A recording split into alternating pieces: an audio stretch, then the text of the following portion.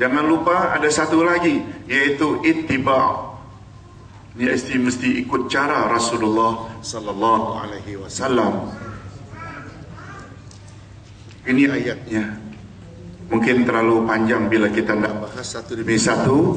Cukuplah ittiba' itu sebagaimana saya isyaratkan malam tadi di Al-Khur ketika membahas tentang satu topik ummatan wasata. Islam adalah agama sederhana.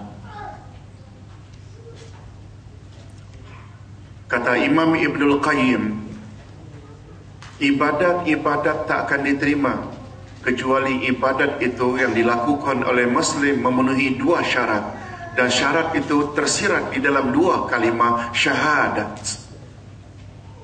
Disinilah rahasianya mengapa rukun Islam itu diawali dengan dua kalimah syahadat, baru di bawahnya salat, puasa, zakat, haji. Ini kata beliau memberi isyarat semua ibadat-ibadat tersebut Allah tak akan terima dilakukan oleh Muslim kalau ibadat itu tidak memenuhi dua syarat. Syarat pertama tersirat di dalam asyhadu an la ilaha illallah, yaitu syarat ikhlas.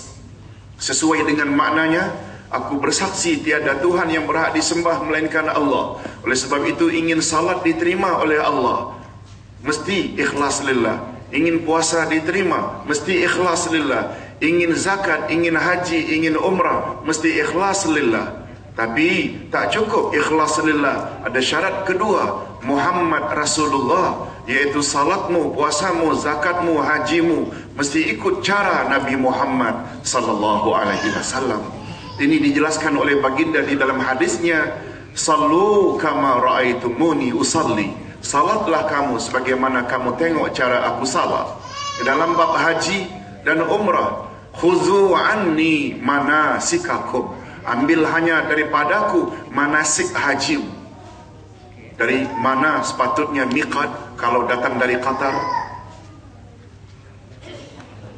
Bagaimana cara tawaf, bagaimana cara sa'i, berapa hari bulan wukuf di Arafah, melontar jamarat, berapa batu, batunya sebesar apa, mesti kalau boleh exactly macam cara Rasul sallallahu alaihi wasallam. Kalau tak dapat betul-betul tepat, paling-paling kurang mendekati. Jangan buat bid'ah yang tak disuruh oleh Rasul, jangan direka-reka. Sekali lagi, kaedah pertama, ibadat mesti memenuhi syarat baru diterima oleh Allah. Dan syarat amal diterima ada berapa tadi? 3. Pertama, pelakunya mesti beragama Islam. Selanjutnya, Muslim atau Muslimat itu mesti melakukannya dengan niat yang ikhlas. Yang ketiga, Muslim tersebut melakukan dengan niat yang ikhlas. Caranya pula mesti ikut cara Rasulullah sallallahu alaihi wasallam. Baik, kita berpindah ke kaedah ibadat yang kedua. Kaedah yang kedua, amalan yang bermutu tinggi. Bapak-bapak dan ibu-ibu, bila dibandingkan antara kuantiti dengan quality, kita mesti utamakan quality, walaupun kuantiti sedikit. Ini boleh kita lihat pada ayat 2 dari surat Al-Mulk. Tolong ikuti. Allazi khalaqal mauta wal hayat liyabluwakum ayyukum ahsanu amala wa huwal azizul ghafur. Yang menjadikan mati dan hidup, maknanya Allah yang menjadikan adanya mati dan adanya hidup. Untuk apa? Supaya Dia menguji kamu, yakni supaya Allah uji kamu, siapa di antara kamu yang lebih baik amalnya, dan Dia Maha Perkasa lagi Maha Pengampun. Kata ulama tafsir, Allah tidak sebut dalam ayat ini liyabluwakum ayyukum aktsaru amala. Bukan aksaru. Aksaru maknanya mana yang lebih banyak. Bukan aksaru, tapi ahsanu, mana di antara kamu yang paling baik amalnya. Betul tak? Beza antara banyak dengan baik. Betul tak? Tak sama. Banyak orang buat amal banyak tapi tak baik.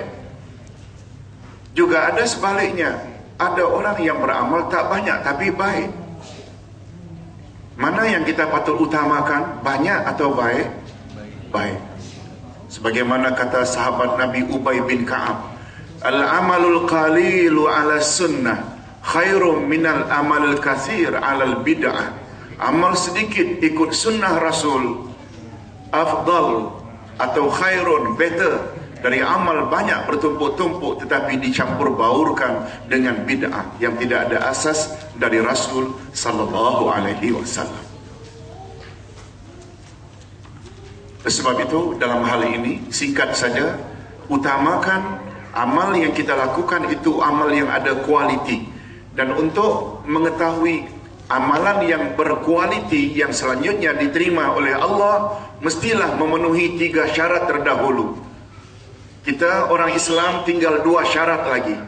Apa dia 2 syarat itu? Pertama, lakukan amal ibadat itu dengan niat yang ikhlas.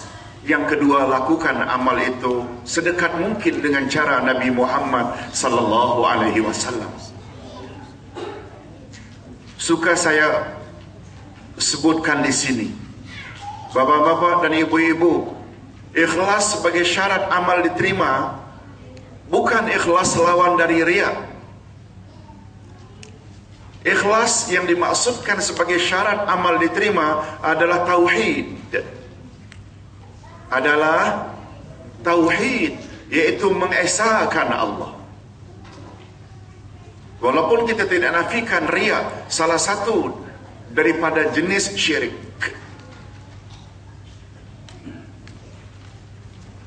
Saya ulang sekali lagi. Tauhid yang dituntut sebagai syarat pertama untuk membolehkan ibadat kita diterima. Ikhlas dengan makna apa tadi? Tauhid. Itu sebabnya mengapa qul huwallahu ahad, Allahu samad hingga akhir ayat itu atau surah itu dipanggil dengan suratul Ikhlas. Itu sebabnya surat Al-Kafirun dia ada nama lain selain surat Al-Kafirun, yaitu suratul Ikhlas yang kedua. Itu sebabnya kata Nabi, siapa mengamalkan surat Al-Kafirun sebelum tidur malamnya, diamalkannya 4 kul. Satu di antaranya 3 kul biasa, qul huwallahu, qul falaq, qul binnas. Yang keempat qul ya ayyuhal kafirun. Kata Nabi, siapa mengamalkan surat Al-Kafirun sebelum tidur malamnya, Allah akan hindarkan dia daripada syirik. Jadi sekali lagi, ikhlas yang menjadi syarat amal diterima bukan sekedar lawan dari riya. Sebab riya itu syirik kecil yang dengan adanya riya saja amal tak diterima, apalagi kalau kita melakukan syirik-syirik besar. Na'udzubillahi min zalik. Nah, sekarang panduan yang ketiga, utamakan amal yang berterusan. Utamakan amal yang berterusan. Rupanya hadirin dan hadirat, antara amal yang kita lakukan walaupun dalam kuantiti yang banyak, walaupun dalam jumlah dan kuantiti yang banyak, tapi hanya sekali, itu tidak baik berbanding amal tersebut dilakukan berterus-terusan walaupun ia dilakukan sedikit-sedikit. Tolong ikuti hadis Nabi sallallahu alaihi wasallam, ahabbul a'mali ilallah madama wa in qalla. Amalan yang paling baik, yang paling disukai oleh Allah adalah amalan yang berterusan walaupun amalan itu dilakukan sedikit-sedikit. Hadis riwayat Imam Bukhari. Begitu juga makna hadis yang kedua. Rupanya hadirin dan hadirat, sesuatu yang berkekalan walaupun sedikit-sedikit, dikatakan dalam hadis itulah yang paling disukai oleh